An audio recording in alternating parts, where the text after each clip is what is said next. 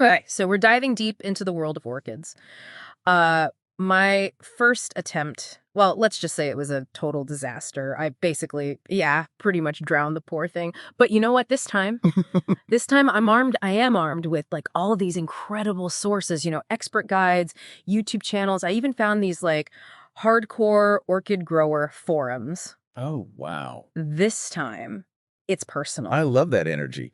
What's really interesting is that a lot of people think orchids are, super fragile, Yeah. but they're actually incredibly resilient. Like once you understand their natural environment, Right. you can crack the code to keeping them happy. Okay, that's reassuring because some of these YouTube videos I've been watching, they had me convinced I needed to like build a mini Yeah. rainforest in my living room. But they did keep saying, how tough they are, like surprisingly tough. Yeah. One expert even compared them to succulents Wow. in terms of like their ability to handle a little neglect. Exactly. Think about it, right? Many orchids are epiphytes. They literally grow on trees in the wild, clinging to bark, soaking up like dappled sunlight. Right. That means their roots aren't sitting in constantly, soggy soil. They're exposed to air and they need to dry out. They need to dry out between waterings to avoid root rot.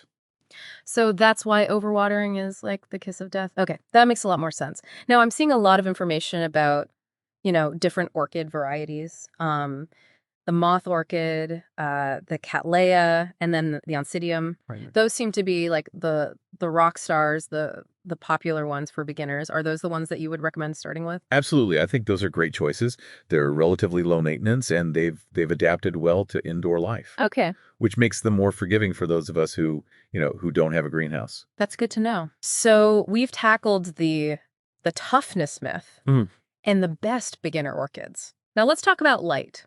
The guides are obsessed with bright indirect light. One YouTube channel even used a light meter to like show exactly how much light Wow. different orchids need. But I'm still a little fuzzy on what that actually looks like in my house.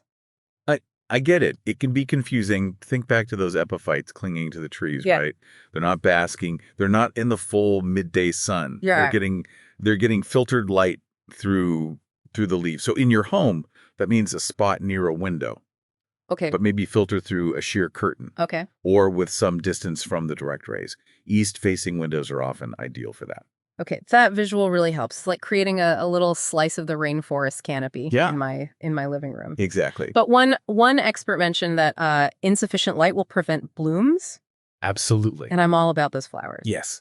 They even they even said that they supplement with grow lights during the winter months. Is that something I should consider? It can be beneficial, especially if you live in an area with limited natural light. Yeah. But even with grow lights, it's crucial to understand like the orchid's natural light cycles. They need periods of darkness too. Like a good night's sleep for orchids. Yes, exactly. Okay, so we've covered light, bright, indirect, and maybe a grow light boost in winter.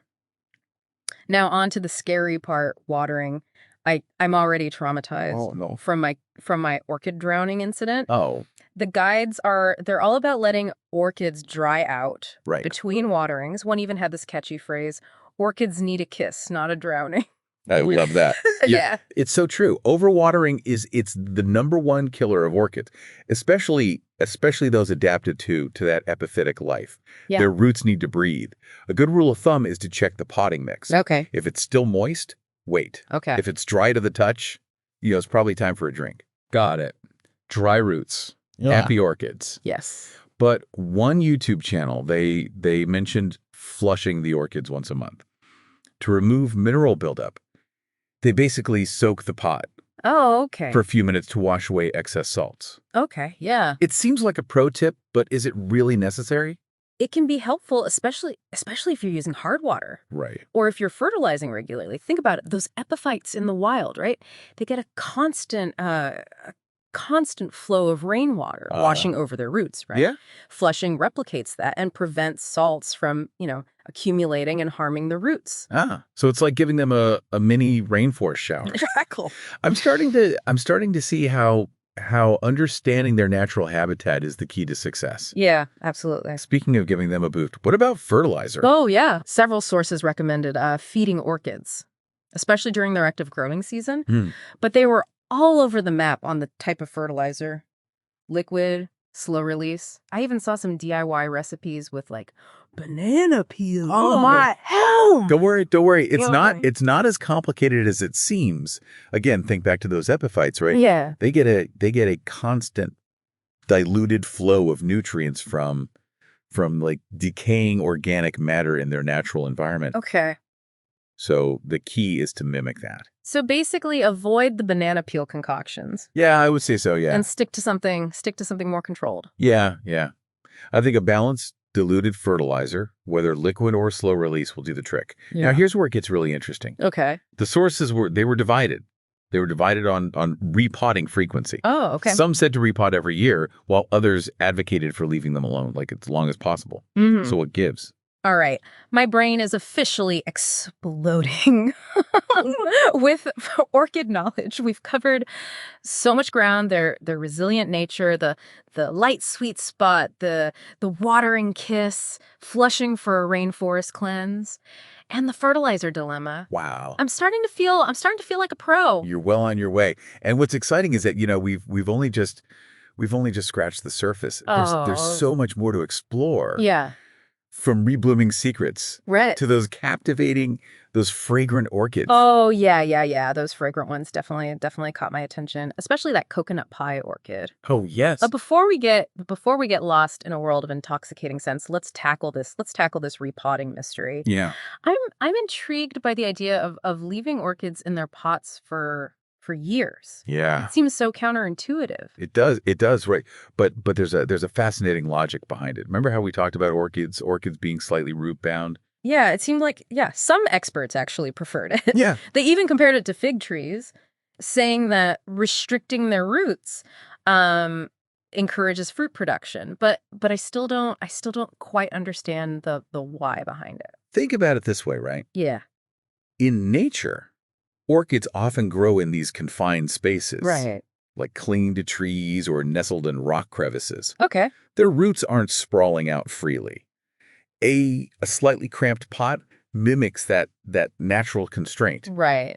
And it triggers like a survival response Okay. in the orchid. It senses limited resources Uh-huh. and prioritizes blooming Oh, okay. to pass on its genes. So it's like a bloom or bust situation. They're thinking, I better reproduce before I run out of space. Exactly. Oh, that's incredible. Okay, that makes a lot more sense now. But how long can you actually leave them in the same pot? It varies. It varies, depending on the orchid and its growth rate. Okay. Some can stay happy in the same pot for several years, Right. while others might need a size upgrade sooner. Okay. But generally, repotting less frequently seems to be the trend among the experienced growers. They focus on providing the right conditions, Right. rather than constantly disturbing the roots. That's a relief because I'm not sure I'm ready to tackle repotting just yet. Yeah. Speaking of orchids, sending out signals, how do we know when they're ready to bloom? I'm dying to see those stunning flowers. Ah, yes, the grand finale, the bloom. Right. And what's fascinating is that orchids they're quite strategic about their blooming cycles. They've evolved to bloom when conditions are ideal for pollination. So it's not just about aesthetics. Yeah. It's about survival. Yeah. But how do we figure out what those ideal conditions are? That's where things get a little trickier. Different orchids have different triggers for blooming. And it can take some experimentation to figure out what works best for each one. Okay. Challenge accepted. I'm ready to unlock those blooming secrets. But before we dive into that, I'm curious about those aerial roots. Yes. I see them popping up above the potting mix. Right. They seem happy just hanging out in the air. Yeah. Should I be trying to tuck them back in or something? Those aerial roots are totally normal Okay. and actually quite fascinating. They're a hallmark of epiphytic orchids. Yeah. And they play a crucial role in the plant's survival. Wait, those exposed roots they're actually important. I always thought they were just being rebellious. Nope. They're hard at work. Oh, okay. Remember how we talked about, orchids absorbing moisture and nutrients from the surroundings? Yeah. Those aerial roots are perfectly adapted for that. They capture moisture from the air. Right. And they even contribute to photosynthesis. Seriously, roots that photosynthesize. Mind blown. Yeah. So I should just leave them be, right? Exactly. No need to try and like force them back into the pot. Yeah, they're perfectly happy doing their thing. Okay. In fact, trying to bury them could actually harm the orchid. Right. They need that air circulation Okay. to stay healthy. I'm starting to realize there's so much more to orchids than meets the eye. Yes. Those seemingly random aerial roots are actually, they're like little powerhouses Right. contributing to the plant's overall health. Ah. Okay, I'm officially in awe of these incredible plants. They are amazing. Yeah. And that's just the tip of the iceberg. There's a whole world of fascinating orchid biology waiting to be explored. But for now, let's get back to those captivating blooms. Okay. Remember those reblooming rituals we mentioned? Oh, yes, those. I am all ears. Tell me everything. How do I coax those? How do I coax those beauties back to life? All right, let's unlock those reblooming secrets. The sources were buzzing. Okay. With tips. And what's fascinating is that, many of them mimic the natural cycles Right. orchids experience in the wild. Yeah. So one technique that we discussed was providing cooler nighttime temperatures. Right. Like those cool mountain breezes. Exactly. Yeah. But how does that actually work? Like how does a little temperature dip convince an orchid to bloom? Well, many orchids originate from regions with distinct temperature variations between day and night. Right. So, those cooler nighttime temperatures signal to the orchid that it's time to shift its energy towards reproduction. It's like we're speaking their language, sending them a subtle message. Yeah. That it's time to bloom. Exactly. You mentioned that even a small temperature drop can be effective. Right. A difference of 10 to 15 degrees Fahrenheit between day and night temperatures can be enough to trigger that blooming response. No. You don't need to create a drastic temperature swing. Right. Slightly cooler windowsill at night. Yeah. Might do the trick. Oh, okay. Yeah. That's good to know. I was imagining having to like install a mini air conditioning unit just for my orchids. Oh, wow. But what about those drier periods we talked about? How does a little bit of tough love in the watering department encourage blooming? Well, in their natural habitat, many orchids experience these periods of drought followed by periods of rain. Right. Those drier periods, they signal to the orchid that it's time to focus on, survival and reproduction. So by mimicking those drier periods, we're essentially tricking the orchid into thinking it's time to bloom. Precisely. Yeah, it's like sending a subtle message to the orchid, Okay. prompting it to prioritize flower production. But how dry is too dry? Right. I don't want to accidentally send my orchid into a drought-induced panic. Yeah, you're right to be cautious. The key is to monitor the orchid, closely.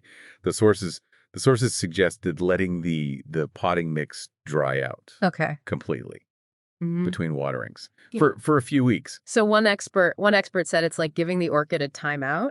Yeah. To reset its blooming cycle. Right. But it's essential to keep a watchful eye on those leaves for any signs of wilting. Absolutely. Wilting leaves are a clear sign that that the orchid needs a drink. Okay. It's all about finding that balance between dryness and hydration. Got it. Observation is key. Yeah. So we've got temperature dips and strategic dryness. Yeah. What about light? Does that play a role in reblooming? Light is absolutely crucial for those stunning flowers. Remember that sweet spot, right? Bright indirect light. Yeah. And during the reblooming phase, some experts even suggested increasing the light exposure slightly. So a little extra sunshine to boost their energy. Yes. But I thought we were supposed to avoid direct sunlight. at all costs. Direct sunlight, yes, that's a definite no-no. Right. But increasing the amount of indirect light Right. can be beneficial. Okay. Maybe move them closer to a window, Right. or consider supplementing with a grow light, Right. especially during those darker winter months. So it's all about fine-tuning those light levels to match their reblooming needs. Yeah. And what about those bloom booster fertilizers? Yeah. We talked about those. Yep. Can those play a role in coaxing out those flowers? They can. Those bloom boosters are specifically formulated to encourage flower production. Okay. With a higher percentage of phosphorus, which is a key nutrient for blooming. Okay. So think of it like, giving your orchid a little extra encouragement in the flower department. Okay. I'm definitely adding bloom booster to my orchid care arsenal. Yeah, good idea. So we've got temperature, dryness, light, and fertilizer. A whole toolkit for reblooming success. You got it. But with all these variables, it can feel a little overwhelming. How do I know if I'm doing it right? Yeah, I think that's where observation comes in. Pay attention to how your orchids, respond to different conditions. Are the leaves wilting? Are new growths emerging? Right. Are flower spikes starting to form? Mm. These are all valuable clues that can guide your reblooming efforts. Right. Yeah. It's like becoming an orchid detective. Exactly. Looking for those subtle signs. Yes. And remember each orchid is an individual. What works for one might not work for another. It's all about experimentation. Absolutely. And finding the right combination of factors. Yeah. To trigger those stunning blooms. Absolutely. Well, this deep dive has been an incredible adventure. I feel like I've gone from orchid novice to orchid enthusiast, armed with a wealth of knowledge and a newfound appreciation for these fascinating plants. That's wonderful to hear. Yeah. Remember that the most important thing is to enjoy the process. Orchid care is a journey. Right. It's a journey of discovery. Yeah.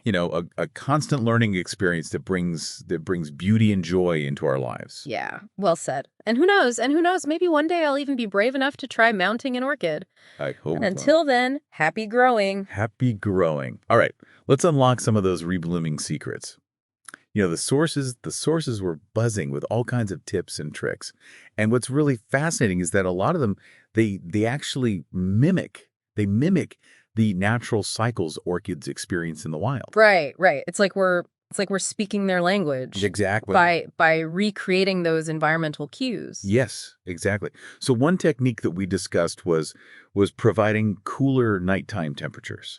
Right. Those cool like mountain breezes or whatever. Exactly. Yeah.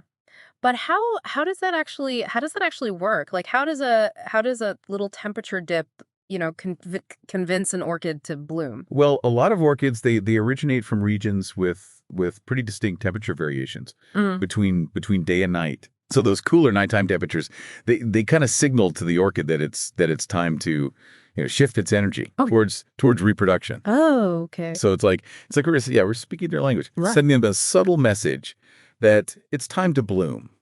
I see. You mentioned that even a small temperature drop can be effective. Exactly. A difference of 10 to 15 degrees Fahrenheit between day and night temperatures can be enough. Okay. To trigger that blooming response. You don't need to create like a drastic temperature swing. Right. Sometimes, a slightly cooler windowsill at night. Yeah. That might do the trick. Okay, that's manageable. I can definitely handle a little window relocation. Yeah. But what if my house is pretty consistent temperature-wise? Right. Will that like sabotage my blooming dreams? It might make it a bit more challenging, but don't despair. There are other tricks we can try.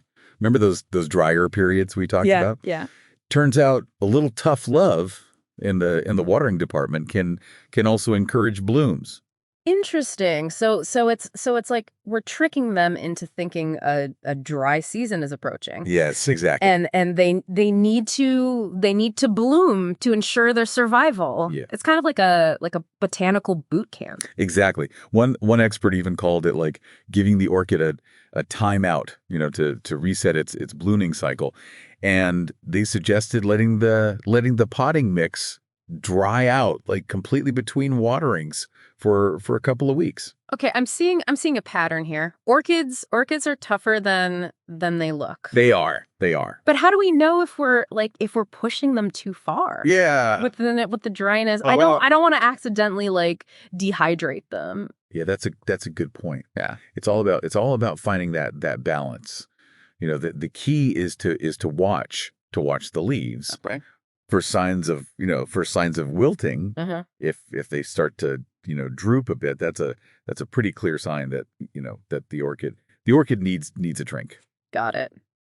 Observe those leaves like a hawk. Yes. So we've got temperature dips and strategic dryness. Right. What else can we do to encourage those blooms? The guides were really big on light, right? Absolutely. Light is the fuel. Yeah. For those stunning flowers.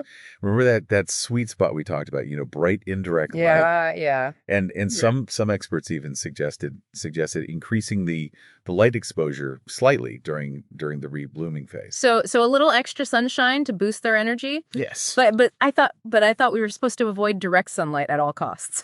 direct sunlight. Yes, that's a no-no. Right. But increasing the amount of, indirect light Right. can be beneficial. Okay. Think about it. Maybe move them a little closer to a window. Okay. Or consider supplementing with a grow light, especially during the shorter days of winter. So it's all about fine-tuning those light levels to match their blooming needs. Exactly. This is starting to feel like a botanical puzzle, and I'm kind of loving the challenge. I love that. Yeah. But what about those fertilizer concoctions that we talked about? Can those play a role in reblooming? They can. Yeah. They can. Some experts recommended using a bloom booster fertilizer during the reblooming phase. Bloom booster. Okay, that sounds intriguing. What's so special about it? It's basically a fertilizer that's formulated to encourage flower production. Sure. It typically contains a higher percentage of phosphorus, which is a key nutrient for blooming. So think of it like, giving your orchid a little extra encouragement. Right. In the flower department. Okay, I'm adding bloom booster to my orchid shopping list. Yeah. You got So we've got temperature, dryness, light, and fertilizer. A whole arsenal of blooming tricks. But I have to admit, I'm a little intimidated by all these variables. How do I know if I'm doing it right? Don't worry. It's a learning process. And one of the most important skills, you can develop as an orchid grower is observation. So basically, I need to become an orchid detective. Exactly. Looking for clues. Yes. And adjusting my approach based on what I see. Yes. Pay attention to how your orchids, respond to different conditions. Are the leaves wilting? Are new growths emerging? Are flower spikes starting to form? These are all valuable pieces of information. Okay. That can guide your reblooming efforts. Okay, challenge accepted. Yeah. I'm ready to embrace my inner orchid whisperer. Oh, I love that. But before we move on, there's one thing I've been meaning to ask about those fascinating, bulbous structures. Yes. I see them on some orchids. I think they're called pseudobulbs. Yes, pseudobulbs. What's the deal with those? Pseudobulbs. No. They're truly remarkable adaptations. Okay. And they play a vital role in the orchid's survival and blooming cycle. I knew they had to be more than just quirky appendages, but I'm still a bit fuzzy on what they actually do. Think of them as the orchid's like emergency stash. Oh. They're essentially thickened stems that store water and nutrients. Right. Providing a reserve for the orchid during times drought or stress. Oh, I see. They're especially common on sympodial orchids, which grow laterally, Yeah. producing new growths from the base of the previous year's growth. Okay. So Yeah. they're like little survival backpacks. Yeah. Helping the orchid weather those tough times. Yeah, exactly. That's incredible. But how do they relate to blooming? Well, those stored resources in the pseudobulbs, they're like gold for blooming. They Mm. provide the energy that the orchid needs Right. to produce those stunning flowers. So a plump healthy pseudobulb is a good sign Yes. that the orchid is ready to bloom. Exactly. It's like a visual indicator Okay. of the orchid's energy reserves. Okay. And, a shriveled or wrinkled pseudobulb, on the other hand, could be a sign that the orchid is stressed or lacking resources. Okay, that's a helpful visual cue. I'll definitely be paying closer attention to those pseudobulbs from now on. But how do we keep them healthy Yeah, and plump? right. Is it the same basic care routine we've been talking about? For the most part, yes. Adequate light, proper watering, Right. balanced fertilization. Those are all crucial for pseudobulb development. Okay. But there are a few nuances Hmm. to keep in mind. I'm all yours. Spill those pseudobulb secrets. Okay, one expert emphasized the importance of not overwatering.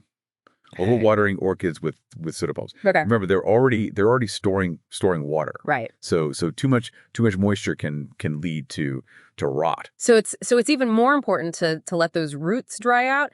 Exactly. It's all about finding that balance between hydration Okay. and avoiding soggy conditions. Right. Another interesting point that the experts brought up was that pseudobulbs can sometimes produce new growths. Okay. Even if the original growth has died back. Wait, really? So even if an orchid looks like it's on its last legs, those pseudobulbs might still have some life left in them?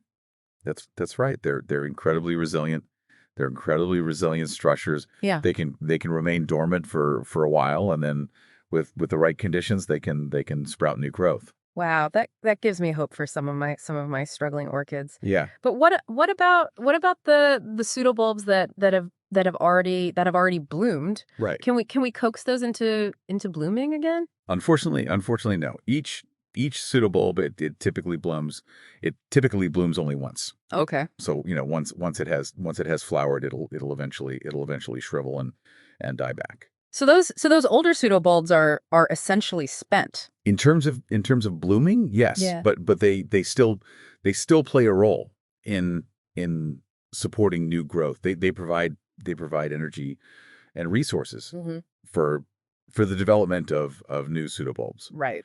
which will eventually produce those stunning flowers. So it's a cycle of life and renewal, Exactly. with each pseudobulb contributing to the orchid's ongoing growth. I'm starting to see those pseudobulbs in a whole new light. Yeah. They're not just quirky decorations. They're vital parts of the orchid's life cycle. Yeah. Absolutely. They're fascinating adaptations that showcase the orchid's resilience Mm. and adaptability, and understanding their function helps us provide the best possible care. Right. Ensuring those stunning floral displays continue to grace our homes. Yeah, this deep dive has been incredible. I'm feeling so much more knowledgeable about orchids, their quirks, their needs, their amazing adaptations. Yeah. But before we wrap up, I'm curious about the sheer diversity of orchids out there. I mean, there's so many different shapes, sizes, and colors.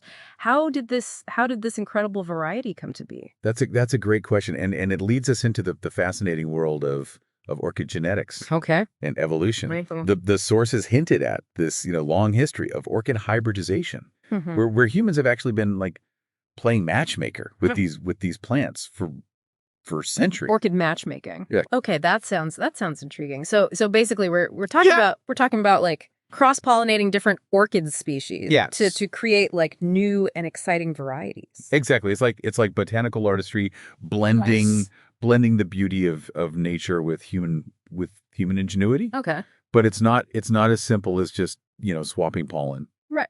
between any two orchids. Right. It requires knowledge, it requires patience and a bit of luck. So there's a science to it, Yep. not just random like floral experimentation. Yeah, no, it's definitely a thoughtful process. Orchid hybridization Mhm.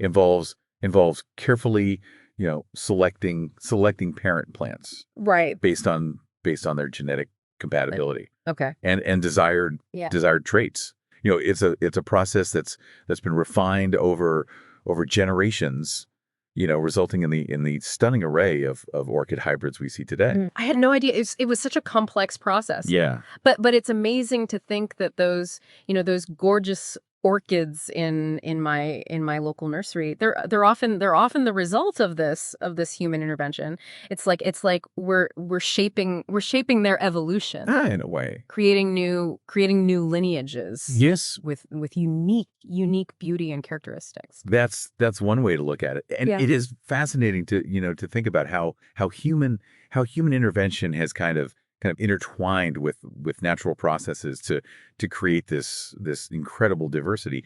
But even beyond hybridization, orchids themselves are masters of evolution. Okay, I'm intrigued. Spill the evolutionary tea. What makes orchids such evolutionary powerhouses? Well, they've developed some truly remarkable survival strategies over millions of years. Okay.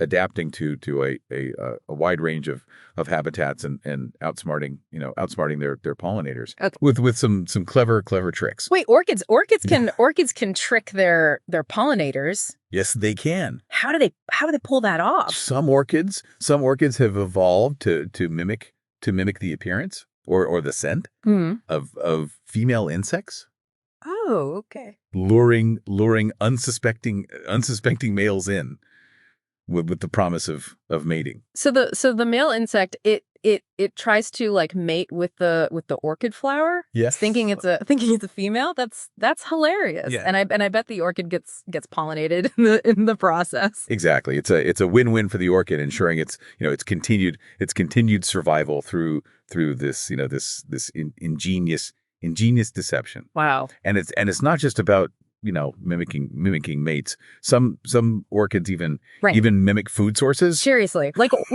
Some orchids resemble nectar-rich flowers. yeah. But when an insect lands, expecting a sugary treat, Right. they find nothing. But by then the orchid has already achieved its goal. Pollination. Orchids are seriously sneaky. They are clever. I never would have guessed they were capable of such cunning. But I'm starting to see a pattern here. They're masters of adaptation. Always finding clever ways to thrive. Exactly. They're a testament to the power of natural selection. Yeah. and the incredible, diversity of life on Earth. Hmm. But their survival isn't just about, clever tricks. They also have this fascinating symbiotic relationship with fungi. Symbiotic, like a team effort. Tell me more. Okay, so orchids rely on fungi to help them germinate and obtain nutrients from the soil. It's this mutually beneficial partnership where the orchid provides the fungus with sugars from photosynthesis, Okay. while the fungus helps the orchid absorb water and essential nutrients. Wow, so it's like a tiny ecosystem Yeah. within the orchid's root system. Yes, it is. They're not just individual plants. They're part of a larger web of life. This is blowing my mind. And that's just that's just a glimpse into the fascinating world of orchid biology and evolution. Yeah. From human-driven hybridization to their own natural adaptations. Yeah. They're a constant source of of wonder and discovery. I'm definitely feeling inspired to delve deeper into the world of orchids. Yeah. To explore their diversity and to appreciate their unique beauty. But before before I get lost in a botanical rabbit hole, let's talk about something a little more practical. Okay. You know, those pesky problems that can plague our orchids. Ah, yes, yes. The inevitable challenges of orchid care. Right. But don't worry. The sources also offer plenty of advice on how to prevent and address those common orchid ailments. It's like having a first aid kit for our leafy friends. Okay, I'm feeling a lot more confident knowing I've got a botanical first aid kit at my disposal. Yeah. But what are the most common, enemies we need to watch out for? Well, we already touched on the dreaded root rot, Yeah. which is often caused by overwatering. Right. But beyond that, there are those pesky pests Right. that can infest orchids just like other houseplants. Oof, pests. I'm already battling aphids on my tomatoes. I don't need any more tiny enemies in my life. I hear you. But what kind of pests are we talking about here? Yeah. And how do we know if our orchids are under attack? Well, the sources mentioned, some common culprits like mealybugs, Okay. spider mites, Right. and aphids. Mealybugs, they look like little white cottony masses. Okay. While spider mites, they often leave behind, this fine webbing. Okay. And aphids, well, you've probably encountered those little green guys before. Yeah, I know those guys. So it's all about being observant, noticing any unusual signs on the leaves or the stems. But what do we do if we spot those telltale signs of an infestation? Yeah. Is it time to panic? No need to panic. Okay. There are effective solutions. Okay. Insecticidal soap is a good option. Right. As is neem oil. Mm-hmm. Both are relatively gentle on the plant while targeting those pesky pests. Okay, good to know. I'm all about those natural solutions whenever possible. But what if those gentler methods don't do the trick? Right. Are there more heavy duty options? For more severe infestations, you might need to consider a systemic insecticide. Okay. These are absorbed by the plant, and they work from the inside out, killing pests that feed on the plant's sap. So it's like a botanical Trojan horse. Yeah, in a way.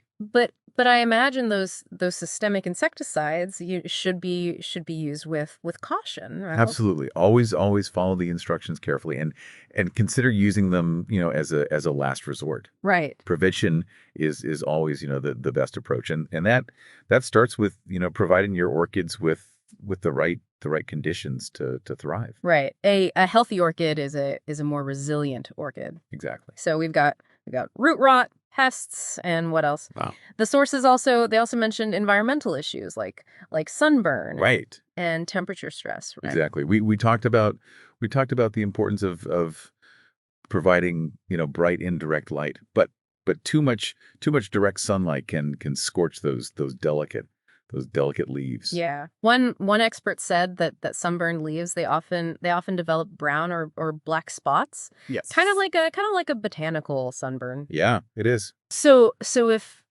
we see those spots, it's time to relocate the orchid to a shadier spot. Exactly. Yep. And when it comes to, temperature stress, remember that orchids prefer consistency.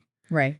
Extreme fluctuations can stress them out, Right. leading to, yellowing leaves or even bud drop. So it's all about creating a stable, comfortable environment for our orchids. Yes. No sudden temperature swings, Right. or drafty windows. Exactly. It's like creating a little oasis for them to thrive. Yeah. And by being, mindful of these potential problems, and taking preventive measures, Right. we can help our orchids, truly flourish. this has been an incredible journey into the world of orchid Oh, care. really? I've learned so much. From basic watering techniques to understanding their complex evolutionary history. Yeah. I'm feeling a lot more confident about tackling those challenges and nurturing my orchids to their full potential. That's fantastic to hear. Yeah. And remember, the key is to approach orchid care with curiosity, Mm. with patience, and a willingness to learn from both successes Right. and setbacks. I'm ready to embrace the challenge. But before we wrap up our deep dive, there's one last thing I'm curious about. Those stunning mounted orchids. Yes. I see them sometimes. They look like living works of art. They do. Mounting is a technique that's both aesthetically pleasing, Right. and it mimics the orchid's natural epiphytic growth habit. Okay, I'm officially intrigued. Yeah. But is mounting something that a beginner like me could tackle? Well- Or is it strictly for orchid experts? It can seem, intimidating at first. Right. But with a little research, a little guidance, it's definitely achievable. For those who want to try something new, Yeah. the key is to choose the right orchid Okay. and mounting method. So not all orchids are good candidates for mounting. That's right. Orchids with thick fleshy roots are typically, better suited for mounting, Okay. as they can attach more securely to the mounting material. Okay. That makes sense. So once we've chosen our orchid, what do we mount them on? Well, the sources mentioned various materials like cork bark, driftwood, Yeah. or even tree fern plaques. Each material has its pros and cons, so it's worth doing some research Okay. to see what best suits your orchid and your aesthetic preferences. So it's like choosing the perfect canvas for our orchid masterpiece. Yes, exactly. But how do we actually attach the orchid to the mount? I'm imagining it involves some intricate, knot tying or something. It's actually simpler than you might think. Okay. You can use various materials to secure the orchid, like fishing line, wire, or even specialized orchid clips. Okay. One expert suggested using sphagnum moss Yeah. to create a little cushion around the orchid's roots before attaching it to the mount. Right. It seemed like that would provide, extra moisture and support. Exactly, and it also helps create a more natural looking environment Right. for the orchid. But remember, mounted orchids, they typically require more frequent watering Yes. and misting compared to those potted in a traditional mix. Yeah. Because they're exposed to the air circulation. So it's a bit more hands-on, but the visual rewards seem worth it. I'm definitely adding orchid mounting to my list of future orchid adventures. Good. I hope you try it out. Yeah. But before we get lost in a world of botanical installations, let's revisit those captivating fragrant orchids. Yes. The coconut pie orchid in particular Oh yeah. has me dreaming of a deliciously scented home. Oh yes. The intoxicating world of fragrant orchids. They're truly a sensory delight. Yeah. Add another dimension to the orchid experience. Yeah. And the coconut pie orchid is a classic for a reason. It's that sweet, creamy fragrance. It's just irresistible. Yeah, I'm sold. But are fragrant orchids more challenging to care for? Do they have any special needs compared to their unscented counterparts? Not necessarily. Many fragrant orchids are just as easy to grow as their unscented relatives. Right. The key, as always, is to choose a variety Right. that's suitable for your growing conditions. One expert mentioned that some fragrant orchids prefer higher humidity Yeah. levels. Is that something to consider? It can be. Okay. So if you're really keen on growing a fragrant orchid, it's worth assessing your home's humidity levels. Right. You might need to invest in a humidifier. Yep. or create a more humid microclimate for your orchid, Okay. especially during the drier drier winter months. Okay, so it might require a little extra attention, but those intoxicating scents seem worth the effort. I'm already imagining like a collection of fragrant orchids, each with its own unique, aroma, transforming my home into a botanical perfume paradise. That's a wonderful, wonderful goal. Yeah. And remember the world of orchids is vast. Yeah. And it's diverse. Right. There's so many varieties to explore, Yeah. each with its own unique beauty and characteristic. Well, this deep dive has been an absolute revelation. I'm feeling so much more, informed and inspired about orchid care. That's great to hear. But before we conclude our exploration, there's one aspect we haven't touched on yet. Okay. The fascinating relationship between orchid blooms Right. and their root systems. Ah, yes. A Yes. crucial connection that's often overlooked. Yeah. Those hidden roots, they play a vital role Yeah. in the orchid's blooming cycle. Right. And understanding this relationship can really help us, create the optimal conditions for those stunning floral displays. Okay, I'm all ears. Tell me everything. How are those roots connected to those beautiful blooms? Well, as we've discussed, orchids are epiphytes, Right. meaning they naturally grow. They naturally grow on trees. Right. Their roots, they're not buried in soil like traditional plants. Right. They cling to tree bark, absorbing moisture and nutrients from the air. Right. We talked about mimicking those airy conditions Yes. with well draining potting mixes. Exactly. But how does this relate to blooming? Here's where it gets fascinating. Okay. Those exposed roots, they're not just for support and nutrient uptake. Okay. They also play a crucial role in photosynthesis. Wait, roots can photosynthesize? I thought that was a job for leaves. That's the common perception. Right. But orchid roots, they're quite unique. They actually contain chlorophyll, just like leaves, Okay. enabling them to capture light energy and contribute to the plant's overall energy production. Oh, wow. So the health and vitality of those roots directly impact the orchid's ability to produce those stunning blooms. Absolutely. If the roots are healthy and actively photosynthesizing, the orchid has more energy to invest in flower production. Okay. But we've also learned that orchids they prefer to be slightly root bound. Right. Doesn't that restrict the root system Yeah. and potentially limit photosynthesis? That's a great question. It's a bit of a paradox, isn't it? Yeah. But remember, we're aiming to mimic, the natural conditions that orchids thrive in. Right. In their native habitat. Their roots often grow in a confined space. Right. Clinging to a branch or nestled in a crevice. Right. So a slightly cramped pot, Hmm.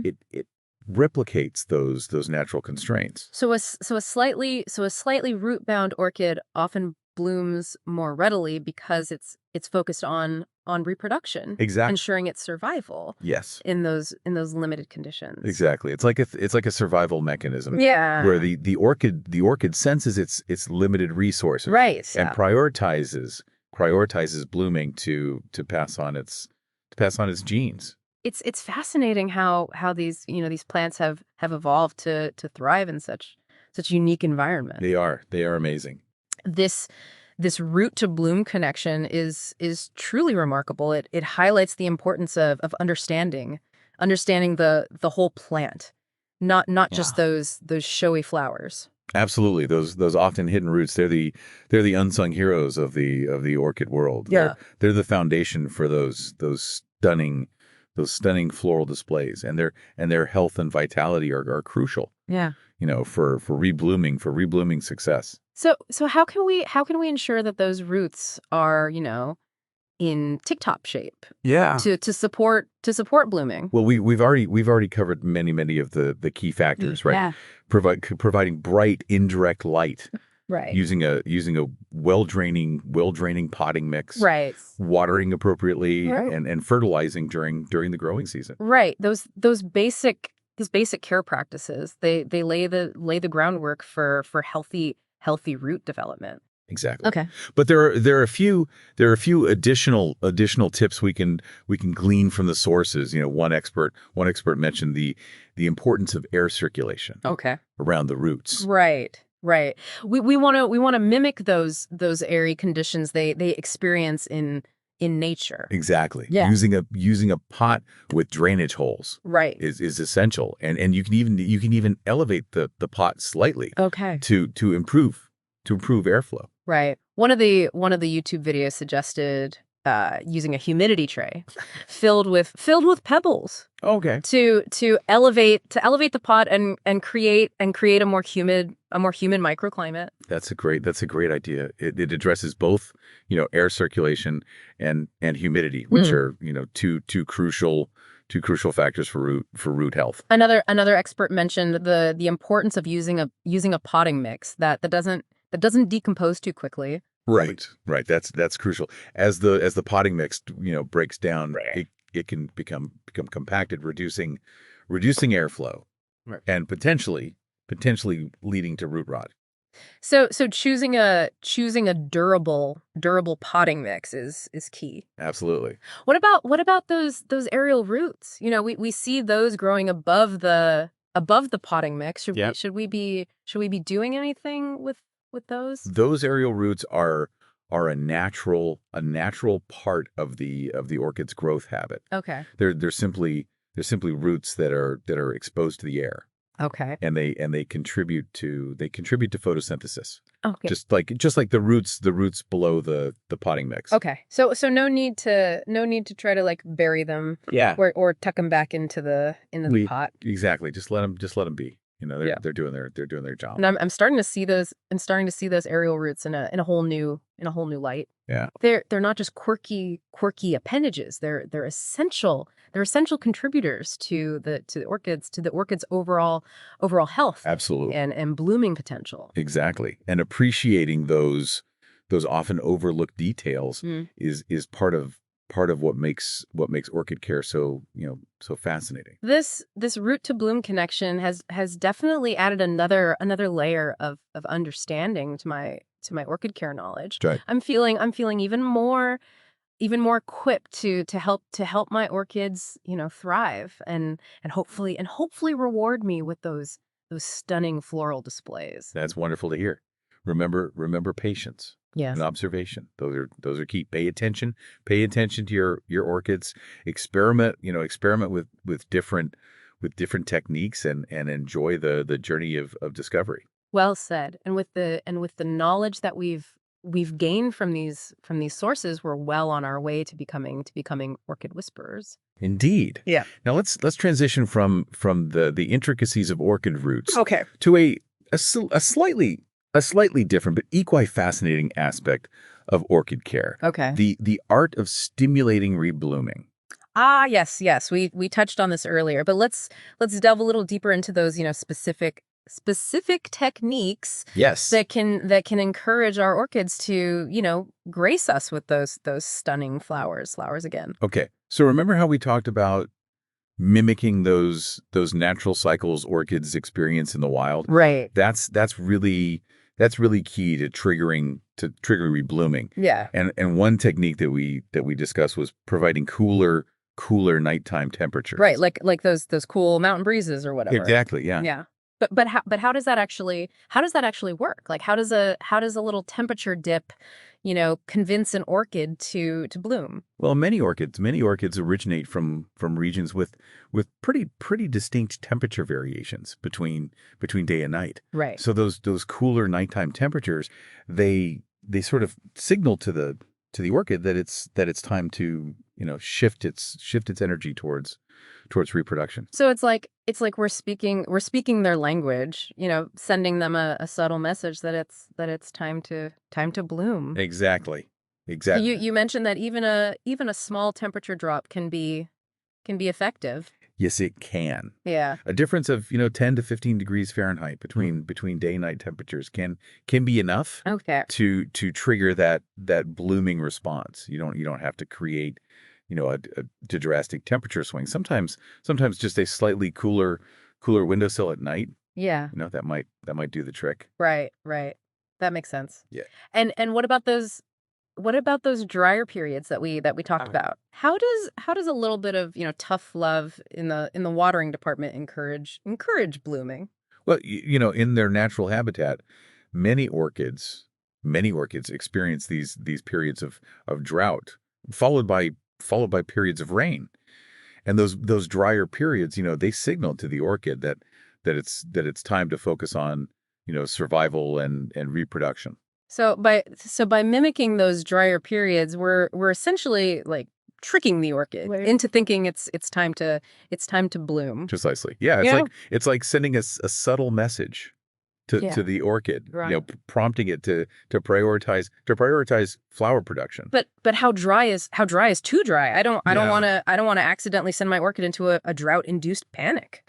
Yeah, you're right to be cautious. The key is to monitor the orchid closely. Right. The sources suggested letting the potting mix, dry out completely Okay. between waterings for a couple of weeks. Yeah. Okay, so one expert said it's like giving the orchid a timeout to reset its blooming cycle. Yeah, exactly. But it's essential to keep a watchful eye on those leaves Absolutely. for any signs of wilting. Yeah, wilting leaves are a clear sign that the orchid needs a drink. Yeah. And it's all about, finding that balance. Got it. Yeah. Observation is And key. totally. So we've got temperature dips and strategic dryness. What about light? Does that play a role in reblooming? Light is absolutely crucial for those stunning Yeah. flowers. Yeah. Remember that sweet spot, right? Yeah. Bright indirect light. Yeah.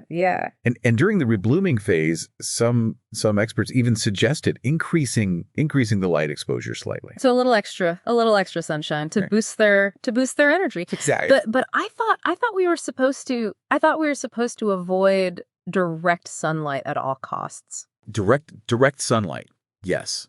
That's a no-no. Right. But increasing the amount of indirect light Okay. can be very beneficial. Right. Maybe move them a little closer to a window, Right. or Yeah. or consider supplementing with a grow light. Especially during those shorter days of winter. Right. So it's all about fine-tuning those light levels to match their blooming needs. Exactly. This is starting to feel like a botanical puzzle, and I'm kind of loving the challenge. Love that. Yeah. But what about those fertilizer concoctions that we talked about? Can those play a role in reblooming? They can. Hmm. Some experts recommended using a bloom booster fertilizer during the reblooming phase. Bloom booster. Okay, that sounds intriguing. What's so special about it? Well, it's basically a fertilizer that's formulated to encourage flower production. It typically contains a higher percentage of phosphorus, which is a key nutrient for blooming. So think of it as, giving your orchid a little extra encouragement Right. in the flower department. Okay, I'm adding bloom booster to my orchid chopping board. Yeah, good idea. So we've got temperature, dryness, light, and fertilizer. A whole arsenal of blooming tricks. You got it. But with all these variables, it can feel a little overwhelming. How do I know if I'm doing it right? Well, I think that's where observation comes in. Right. Pay yeah. attention to how your orchids, respond to different conditions. Are the leaves wilting? Right. Are new growths emerging? Right. Are flower spikes, starting to form? These are all valuable clues that can guide your reblooming efforts. Right. It's like becoming an orchid detective, looking for those subtle signs. Exactly. And remember, each orchid is an individual. That's right. What works for one might not work for another. It's all about, experimentation and finding the right combination of factors to trigger those stunning blooms. Absolutely.